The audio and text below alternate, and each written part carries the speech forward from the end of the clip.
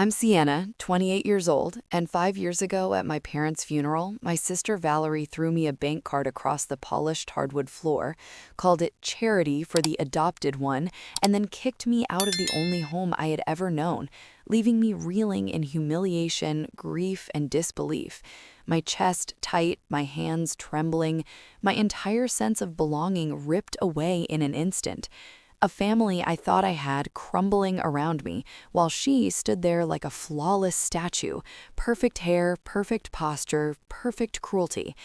And I shoved the card into a drawer, silent, stubborn, refusing to touch it. And for 5 long years, I didn't. I survived on instant noodles and cold apartments, juggling 2 jobs just to scrape by, my paycheck vanishing before I could even breathe, while Valerie lived in our parents' house, posting lavish vacation photos from Europe, each post a cruel reminder of everything I'd lost, the laughter I would never hear, the smells I would never experience again. And last week, after endless nights of wondering, I finally decided to go to the bank and cancel that card, to sever the final tie to a family that had betrayed me. And when the teller looked at her screen, then at me, and finally said something that made my body go numb, my mind spun back 5 years to that day of my parents' funeral, the funeral home thick with the scent of lilies and polished wood, the caskets twin monuments to lives abruptly ended by a drunk driver who ran a red light. And I stood there, gripping my hands until my knuckles turned white, feeling the weight of grief crushing me, my adopted status sharp in my mind, because Valerie had never let me forget it, whispering in my ear since childhood that I wasn't really one of them, that my parents only kept me out of pity. Words I tried to ignore, but that haunted me in the silent spaces of my heart. And today, amidst the mourning, she made sure I knew, pointing to the third row as if to brand me with shame, while the front row was reserved for immediate family. Aunt Patricia frowning and starting towards us, but Valerie, sweet as poison, assured her it was all according to the funeral director's recommendation, and Aunt Patty sat down, resigned, while I walked to the third row alone, crying silently as strangers patted my shoulder and whispered about the poor adopted girl, never feeling more alone than in that moment. And 3 days later, my phone rang, a call from the lawyer confirming the will reading, and before I could respond, Valerie intercepted, asserting my absence, explaining to the lawyer that only named beneficiaries could attend, leaving me with a hollow awareness that I wasn't included, my throat tightening at the reality. My sister's voice, calm yet cutting, declaring the house, the investments, the savings, everything left to her. And when she tossed the single bank card onto the counter as if it were garbage, I picked it up, hands shaking, my connection to my parents reduced to a plastic rectangle. And the next morning, she gave me 24 hours to move out, my pleas ignored, my dignity trampled. And I spent the next hour calling aunts, uncles, anyone who might take me in, but everyone had been swayed by her lies, leaving me with Aunt Patricia's soft voice offering nothing but cautious concern. Don't throw anything away. Keep what they gave you. And I clutched the card, unsure why, but unable to let it go, marking the beginning of a life built on survival, moving from one shabby apartment to another, working double shifts, enduring exhaustion, isolation, and loneliness, yet learning resilience. Until a year later, I discovered on Facebook the gleaming images of Valerie's new life, her house renovated, vacations abroad, Derek posing with gambling chips stacked like towers, and a deleted comment from Aunt Patricia wishing I could have been there, erased by Valerie, leaving me with a mix of anger and resignation. And in the following years, I slowly carved out a life, small yet mine, a studio apartment with thin walls, a barely functioning heater, a coffee shop job at 5 a.m., dishwashing at night, thrift store curtains, a plant that somehow survived, a photo of my parents on the wall. And through it all, the bank card remained untouched, a reminder of love and loss, until 4 years after the funeral, when an envelope arrived from Harold Whitman, my father's longtime attorney, stating urgent matters concerning assets designated for me.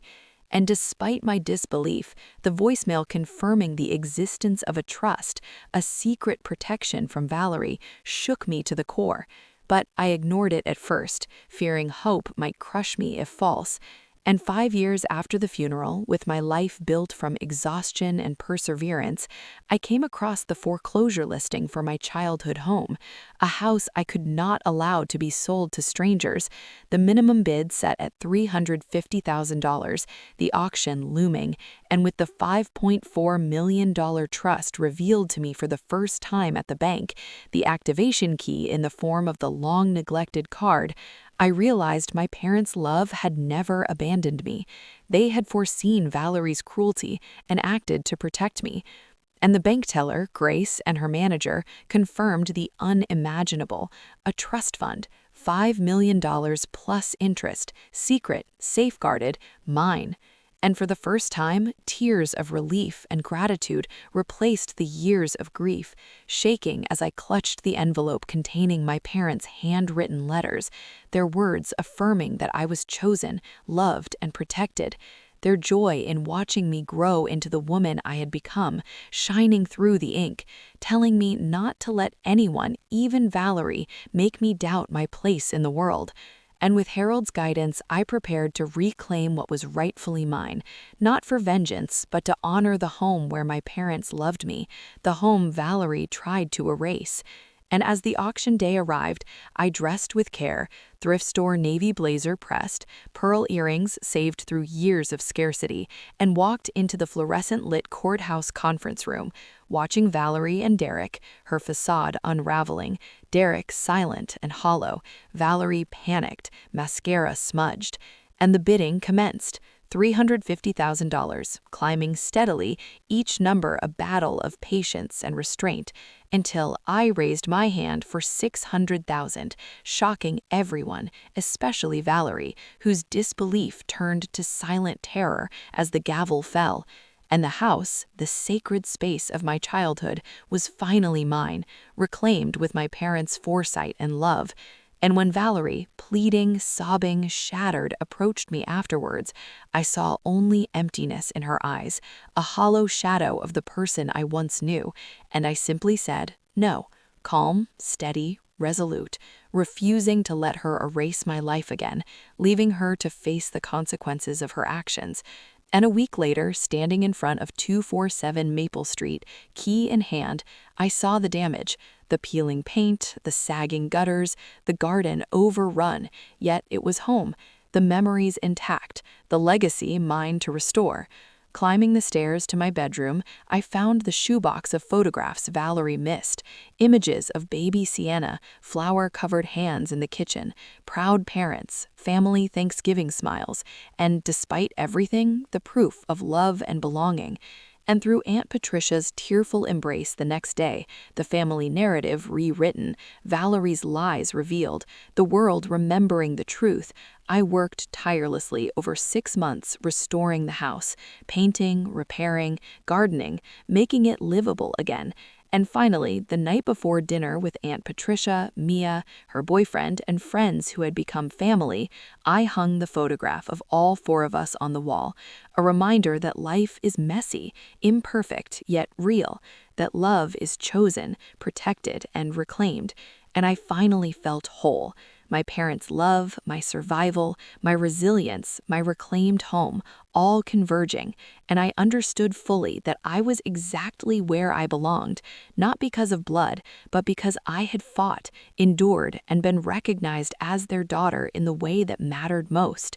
And as the laughter and warmth filled the house that night, the smell of food cooking, the chatter of friends, the memories of the past mingling with the joy of the present, I knew for the first time in 5 years I was truly home, fully and irrevocably. And my story, my journey from rejection to reclamation, from despair to triumph, from doubt to certainty, was complete. A testament to the love that had never abandoned me, the strength I had forged in hardship, and the life I had rebuilt with my own hands, finally free from the shadows of those who tried to erase me.